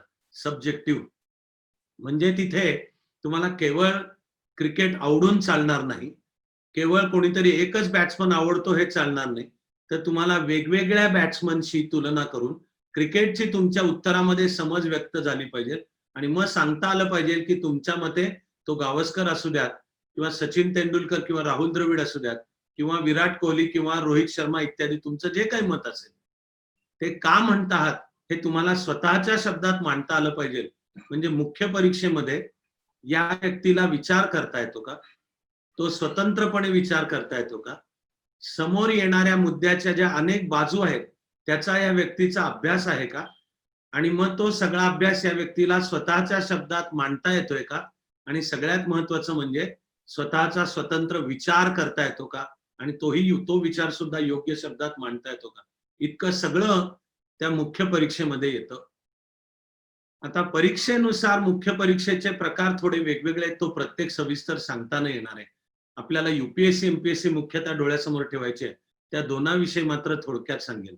ते म्हणजे एमपीएससी ची मुख्य परीक्षा 800 मार्काची असते, पण 800 पैकी 700 मार्क पुन्हा एमसीक्यूचे म्हणजे वस्तुनिष्ठ बहुपर्यायीचे.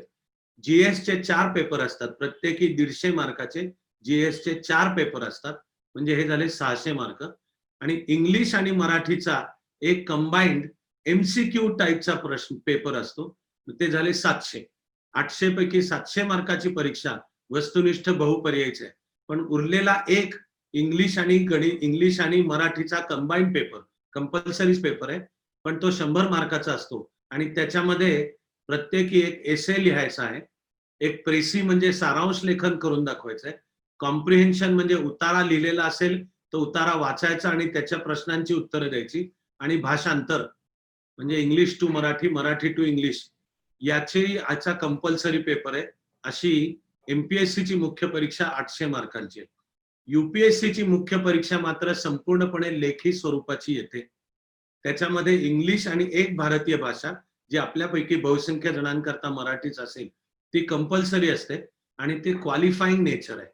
म्हणजे तुम्ही युपीएससी देताना इंग्लिश आणि मराठीचा पेपर कंपल्सरी 250 मार्काचा, त्यामध्ये तुम्हाला किमान 70 मार्क मिळवावे लागतात. ते मिळाले तरच मेन्सचे तुमचे बाकीचे पेपर तपासले जातात, पण इंग्लिश आणि मराठीचे मार्क टोटल मध्ये मोजले जात नाहीत. त्या इंग्लिश मराठी व्यतिरिक्त युपीएससी ची परीक्षा 1750 मार्काची असते, 1750 मार्काची असते. तर युपीएससी मध्ये सुद्धा जीएस चे प्रत्येकी 250 मार्काचे 4 पेपर आहेत.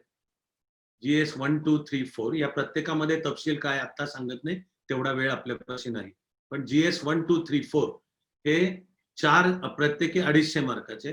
त्यानंतर युपीएससीच्या मुख्य परीक्षेला तुम्ही एक ऑप्शनल विषय घ्यायचा असतो मुख्य परीक्षेकरता, त्याचे प्रत्येकी 250 मार्काचे 2 पेपर असतात, आणि एक एसे निबंधाचा पेपर आहे फुल 3 तासाचा. हे सगळे पेपर 3 तासाचे, 250 मार्काचा निबंधाचा पेपर.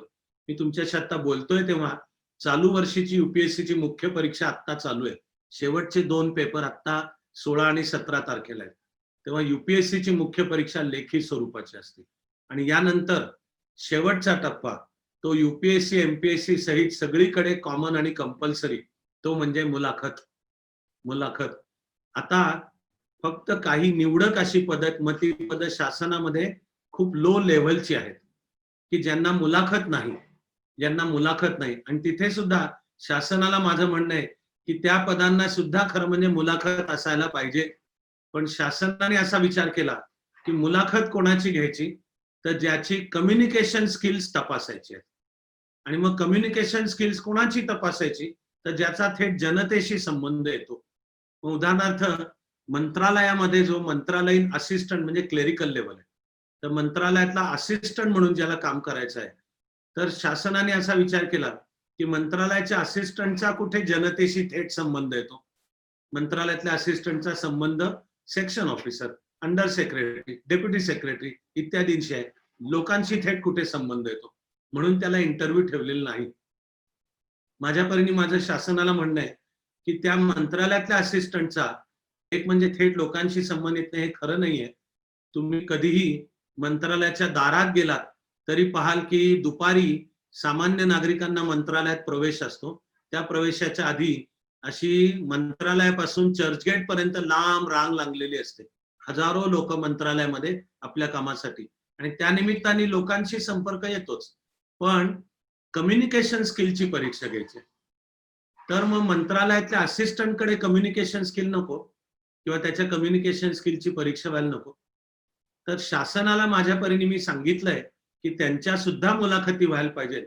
पण आजच्या तारखेला शासनातली काही अगदी लो लेवलची पद आहेत की जिथे मुलाखत नाही, पण तेवढी जर सोडली तर बाकी ज्याचं नाव वर्ग 1, 2, 3, क्लास 1, 2, 3, 4, 1, 2, 3, 4 नाही, क्लास 1, 2, 3 किंवा युपीएससीच्या भाषेत बोलायचं तर त्याला म्हणतात ग्रुप एबीसी. यातल्या सर्व सर्व्हिसेससाठी बहुतेक सगळ्या ठिकाणी मुलाखत आहे.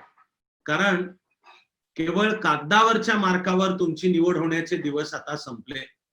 ते कागदावर तुम्ही कितीही उत्तम मार्क मिळवलेले असले तरी जो तुम्हाला निवडणार आहे तो तुम्हाला म्हणणार आहे की एकदा आमच्या समोर ये, आणि टेबलच्या ह्या बाजूला 3 किंवा 5 जण असे सेमी सर्क्युलर बसलेले असतील. आम्हाला जरा पाहायचं आहे की तू येतोस कसा, आल्यानंतर विश करतेस का, गुड मॉर्निंग, गुड आफ्टरनून असो किंवा नमस्ते असो. चेअरपर्सन बसायला सांगेपर्यंत उभा राहतोस का, उभा सुद्धा कसा राहतोस, 2 पायावर नीट उभा राहतोस कसा एका पायावर तिरका वाकड्या स्थितीमध्ये, मॅनरलेस व्यक्तीप्रमाणे खिशात हात घालून, हे सगळं पाहायचं असतं. आय कॉन्टॅक्ट ठेवतोस का बोलताना. इंटरव्ह्यू पॅनेलची इंटरव्ह्यू हे सुद्धा एक प्रचंड स्किल आहे. आणि युपीएससी एमपीएससी पुरतं बोलायचं तर आम्ही तर सांगितलेलं आहे की निवडले जाणे आणि न जाणे याचं मुख्य ठरतं इंटरव्ह्यूच्या मार्कावरून. निवडले गेलात तर तुमच्या चॉईसची सर्व्हिस मिळणे किंवा न मिळणे हा जो फरक ठरतो हा इंटरव्ह्यूच्या मार्कावरून ठरतो. आणि युपीएससी पुरतं बोलायचं तर तुमच्या चॉईसची सर्व्हिस मिळाली तरी तुमच्या चॉईसचं केडर मिळणे किंवा न मिळणे. तिकडे 2020 मध्ये ज्यांची निवड झाली त्यांची केडर्स आता अनाऊन्स झाली. त्यांचं मसुरीला फाउंडेशन कोर्स म्हणून असतो, तो काल परवाच संपला.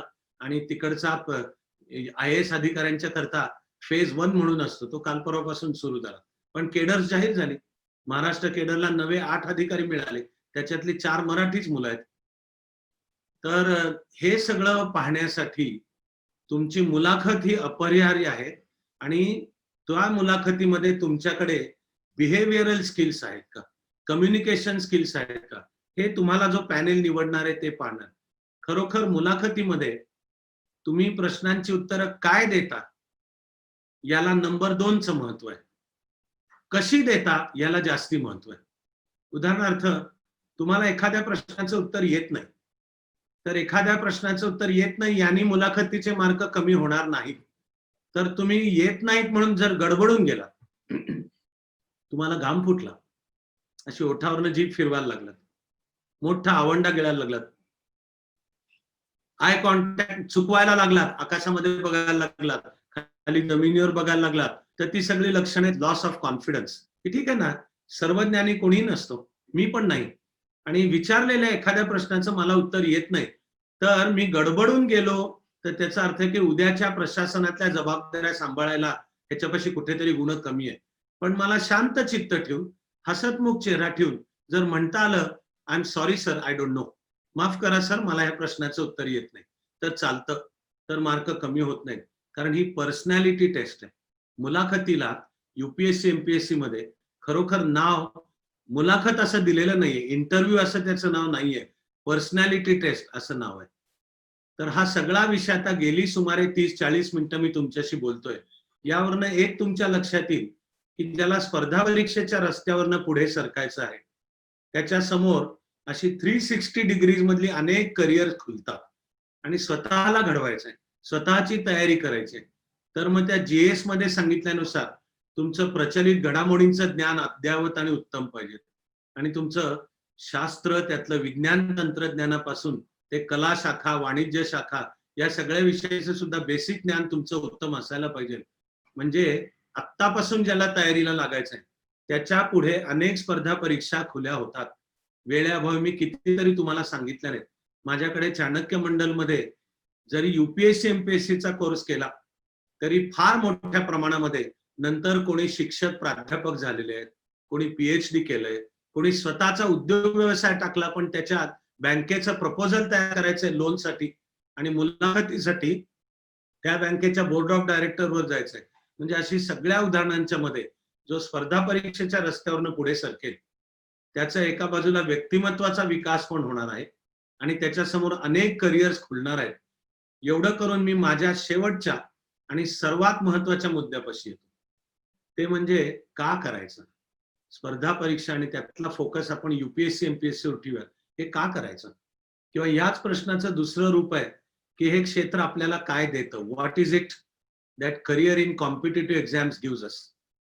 याचे मी तुम्हाला 5 शब्द सांगणार आहे. मी याला नाव दिलंय स्पर्धा परीक्षांचे पंचशील. पंचशील असंच मी त्याला नाव दिलंय, स्पर्धा परीक्षांचे पंचशील. हे क्षेत्र आपल्याला काय देतं तर पहिला शब्द आहे पैसा, आणि तो सुद्धा पापाचा, गैरमार्गाचा पैसा नाही, गुड ऑनेस्ट मनी.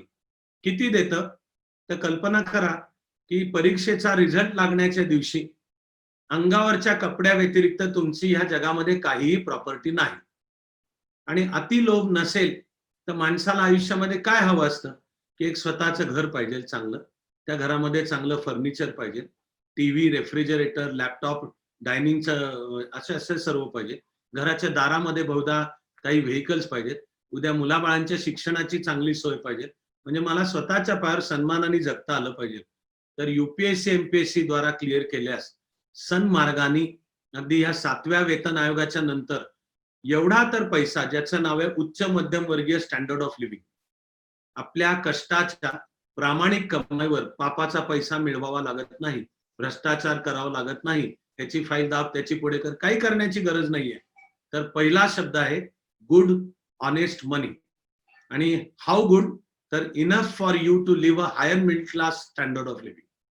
हे मेंटेन करायला एवढा तुम्हाला पैसा मिळतो. दुसरा शब्द आहे सिक्युरिटी, सुरक्षितता. सिक्युरिटी म्हणजे तुम्ही एकदा का तुमच्या वयाच्या 19-21 पासून 30-35 38 या रेंजमध्ये त्या स्पर्धा परीक्षेसाठी निवडले गेला की तुमचं उरलेलं आयुष्य सिक्युअर. आयुष्य म्हणतोय केवळ रिटायरमेंट पर्यंत नाही, तुमचं उरलेलं आयुष्य सुरक्षित. केवळ तुमचं नाही, स्पाऊस, पती किंवा पत्नीचं सुद्धा. केवळ त्यांचं नाही तर जर पती पत्नीतल्या कोणाच्या आई वडिलांची उत्पन्नाची वेगळी साधनं नाहीत, त्याला शब्द डिपेंडंट फॅमिली, तर त्यांचं सुद्धा एवढी सुरक्षितता आहे. किती सुरक्षितता आहे तर कमी वेळात मोठा मुद्दा सांगण्यासाठी सांगतो की देशावर कोणतंही संकट आलेलं असू द्यात, पाकिस्ताननी किंवा चीननी आक्रमण केलेलं असू द्यात किंवा दुर्दैवाने भविष्य काळात अशी वेळ भारतावर कधीतरी येऊ शकते, ते म्हणजे दोन्ही देशांनी एका वेळी भारतावर आक्रमण केलेलं असू द्यात किंवा देशांतर्गत नक्षलवाद किंवा इस्लामिक दहशतवाद असू द्यात किंवा देशाच्या एका भागामध्ये पूर आहे दुसऱ्या भागामध्ये दुष्काळ आहे किंवा ह्या कोरोनासारखं संकट आहे त्यामुळे सरकारची तिजोरी रिकामी आहे, तरी सुद्धा सरकारी कर्मचारी आणि अधिकाऱ्यांचे पगार महिन्याच्या 1 तारखेला होतात म्हणजे होतातच. इतकी सुरक्षितता आहे, इतकी सुरक्षितता आहे, लक्षात घ्या. आणि शिवाय त्याचे TADA ऍडव्हान्सेस आणि जी प्रमोशन्स नुसार जे बदलत जातात हे तर त्याच्याशिवाय आणखीन. तेव्हा दुसरा शब्द आहे सुरक्षितता. तिसरा शब्द आहे स्टेटस, मान सन्मान. या स्पर्धा परीक्षांच्या द्वारे तुम्ही अगदी कुठल्याही स्पर्धा परीक्षेत निवडले गेलात. उदाहरणार्थ ह्या सर्व स्पर्धा परीक्षांच्या मधली सगळ्यात कमी पातळीच्या आहेत PSI STI म्हणजे पोलीस सब इन्स्पेक्टर किंवा स्टेट टॅक्स इन्स्पेक्टर, या वर्ग 3 ची म्हणतात, याला वर्ग 3 ची पदं. इथपासून ते MPSCच्या द्वारा वर्ग 1 आणि 2 म्हणजे डेप्युटी कलेक्टर, DYSP, तहसीलदार अशी एकूण 29 पदं आहेत, याच्यासाठी निवडले गेलात. UPSCच्या द्वारा तर मग तुम्ही IAS, IF म्हणजे Indian foreign service, Indian police service, Indian revenue service, अशाही पुन्हा 27 प्रकारच्या वेगवेगळ्या सर्व्हिसेस आहेत, याच्यासाठी निवडले गेलात. तर निवडल्या जाण्याच्या क्षणाला समाजातलं तुमचं स्थान बदलतं.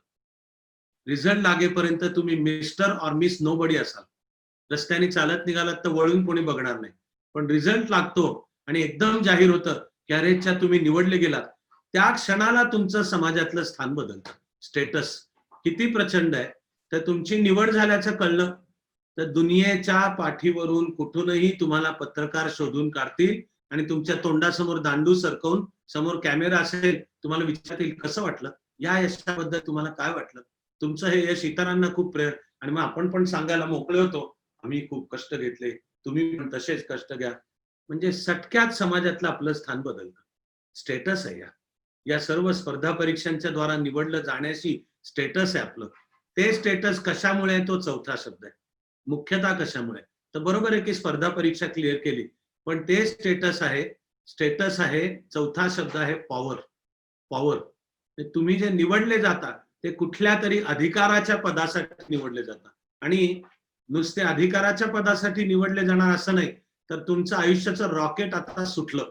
आता ते आयुष्यामध्ये वरवरच जात राहणार आहे. जाणाऱ्या वर्षागणित तुम्ही सिनियर होत राहता, प्रमोशन्स मिळत होत जाता. काही जणांची प्रमोशनच्या द्वारा IAS IPS साठी निवड होते. असं तुमच्या आयुष्याचं रॉकेट आहे ते. आता रॉकेट सुटलं, ती स्पर्धा परीक्षा तुम्ही क्लिअर केली म्हणजे रॉकेट सुटलं, आणि ज्या पदासाठी निवडले गेले हे पद कुठलं ना कुठलं तरी पॉवरचं पद आहे. अशा स्पर्धा परीक्षांच्या पंचशील पैकी हे पहिले 4 शब्द. मित्र, मी जे तुमच्याशी बोलायला आलो, माझ्या परीने मी जे शासनामध्ये 10 वर्ष काम केलं, आणि आता गेली 25 वर्ष पूर्ण आहे, चालू म्हणजे 26वं वर्ष आहे, चाणक्य मंडलच्या द्वारा काम करतोय, ते त्या 5व्या शब्दासाठी. आणि हे करिअर म्हणजे काय आहे, तर पैसा, सुरक्षितता, सन्मान आणि सत्ता, ओके, याच्या सहित देशसेवा करण्याची संधी. सेवा, सेवा, असे 5 आहेत हे शब्द. आणि कुठल्याही पदासाठी तुम्ही निवडले गेलात तरी त्या पदावर काम उत्तम करा, तर उत्तम काम हीच देशसेवा आहे. राज्यघटना आणि कायद्याला अनुसरून सर्वांशी समानपणे वागणे हे उत्तम काम आहे. पैसे न खाणे, जातीपाती न पाळणे, पुरुष असाल तर लग्नामध्ये हुंडा न घेणे आणि महिलांच्याकडे आपल्या सत्तेचा वापर करून गैर गोष्टी न करणे, अशी सर्व एक आचारसंहिता आहे. पण देशसेवा ही संधी, आणि एक एक उत्तम अधिकारी हा फार मोठी देशसेवा करत असतो. मी तुम्हाला खरोखर सांगतो, प्रसंगी जे काम 50,000चा 1,00,000चा मोर्चा नाही करू शकणार, ते काम चांगला अधिकारी सहीने करू शकतो. फाईलवर केलेली सही. आणि जसजसे तुम्ही अधिक वरिष्ठ होत जाता, तसतसे तुमच्या सहीने 100, 1,000, 10,000, 1,00,000, 10,00,000, 1 कोटी लोकांच्या आयुष्याचं कल्याण, यू मेक ऑर ब्रेक. लक्षात घ्या. ठाणे महापालिकेचा आयुक्त हा IAS अधिकारी असतो, आणि रोज तो काय करतोय, काय जगतोय तुमच्यापर्यंत पोहोचत असेल नसेल सुद्धा, पण त्या आयुक्ताच्या एका सहीने हजारो जणांच्या आयुष्याचं कल्याण होऊ शकतं. किंवा त्या आयुक्तांनी जर वेळच्या वेळी काम केलं नाही, तर त्यांनी ते वेळच्या वेळी न काम करण्याचे तोटे पण हजारो जणांना होऊ शकतात. तेव्हा UPSC MPSCच्या द्वारा प्रशासनात जाणे म्हणजे ज्या पदावर आपली नियुक्ती होईल त्या पदावर आपलं काम उत्तम करणे हीच देशसेवा आहे. आपलं काम उत्तम करणे ही नुसती देशसेवा काय, आपल्याला संतांनी शिकवलंय की ही देवभक्ती पण आहे. ठाईचं बैसोनी करा एकचित्त, किंवा सावता महाराजांच्या अभंगातल्या प्रमाणे कांदा मुळा आणि भाजी अवघी विठाबाई माझी. तेव्हा प्रशासन हे असं देशसेवेचं क्षेत्र आहे. माझ्या परीने मी काम करतोय ते अशी देशसेवा करणारे उत्तम, स्वच्छ आणि कार्यक्षम असे कार्यकर्ता अधिकारी तयार व्हावेत. तर सुरुवातीला आपण जी प्रार्थना करून सुरुवात केली, सर्वेत्र सुखिनः सन्तु, या सर्वेत्र सुखिनः सन्तुला प्रशासनाच्या संदर्भातला स्पेशल अर्थ आहे. तो म्हणजे मी जर स्वच्छ आणि कार्यक्षम, याला म्हणायचं कार्यकर्ता अधिकारी, की माझ्याकडे दोन्ही आहे, मी स्वच्छ पण आहे आणि कार्यक्षम पण आहे, तर मी समाजाचा पूर्ण वेळचा कार्यकर्ता आहे. मग मी IAS कार्यकर्ता असेल, IPS कार्यकर्ता असेल, डेप्युटी कलेक्टर DYSP कार्यकर्ता असेल, असा स्वच्छ आणि कार्यक्षम असा कार्यकर्ता अधिकारी होऊन देशाची सेवा करण्यासाठी सर्वांना सर्व काळ सर्व शुभेच्छा पुन्हा एकदा व्यक्त करतो आणि आज या ठिकाणी थांबतो.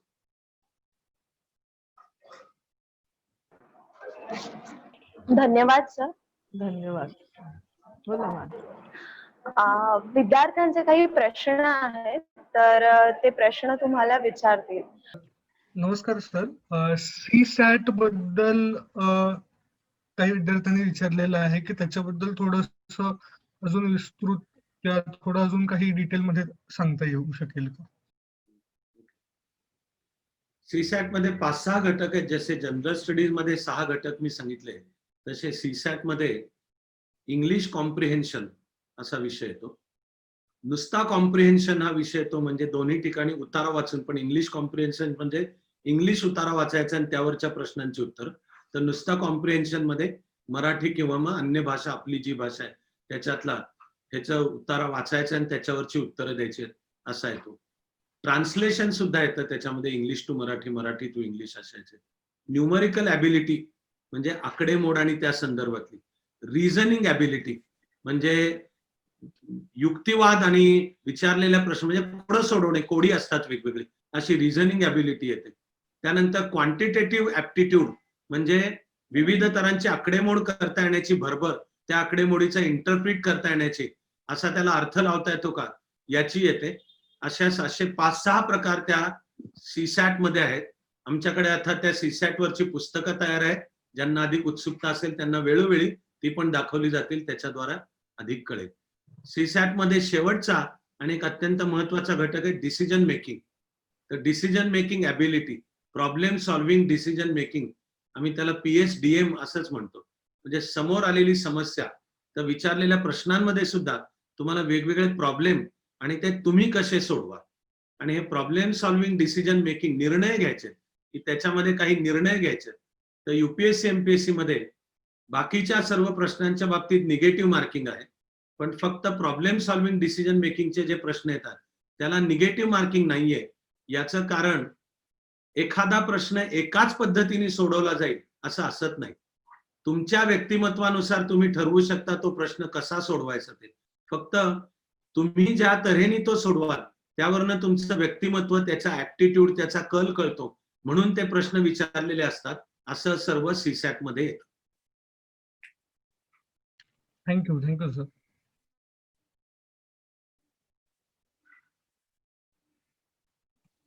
एक चॅटबॉक्स मध्ये प्रश्न आलेला आहे. Foreign test like IELTS and TOEFL याची तयारी करण्यासाठी तुम्ही काय टिप्स द्याल? फॉरेन मध्ये जायचं असेल तर इंग्लिश भाषेची test of English, TOEFL, test of English as foreign language, किंवा IELT म्हणजे इंटरनॅशनल इंग्लिश लँग्वेज टेस्ट, ही कंपल्सरी असते. पण या पलीकडे मी त्या टेस्ट मधला मी तज्ज्ञ नाहीये. माझ्याकडे त्याच्यातले तज्ज्ञ आहेत, पण मी त्यातला तज्ज्ञ नाही, त्यामुळे मी त्याच्याविषयी आणखीन अधिक माहिती आता नाही देऊ शकणार.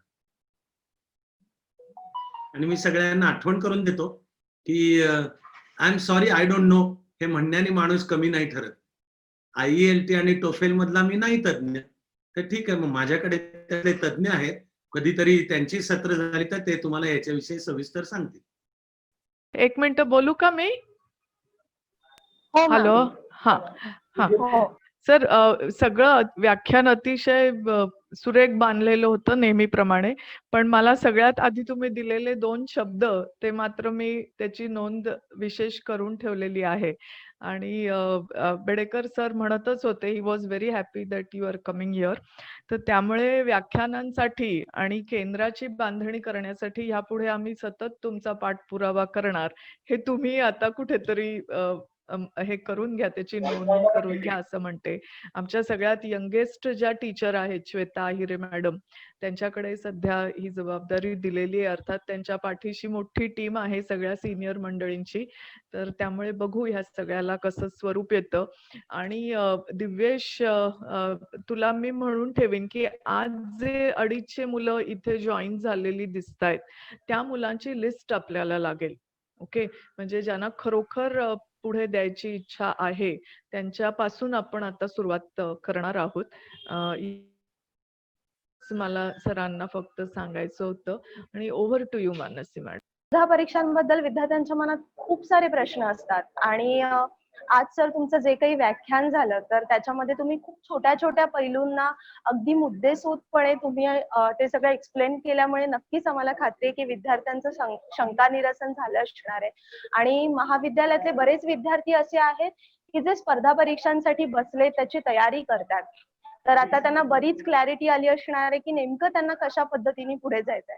सर तुम्ही वेळात वेळ काढून इथे आलात आणि आम्हाला एक छान असं व्याख्यान दिलं, तर तुमचे खूप खूप आभार. आणि नक्की खात्री आहे की तुम्ही पुन्हा महाविद्यालयात याल, आम्हाला देखील तुमचा सहवास लाभेल आणि आम्हाला खूप छान अनेक गोष्टी आम्हाला नवनवीन कळतील.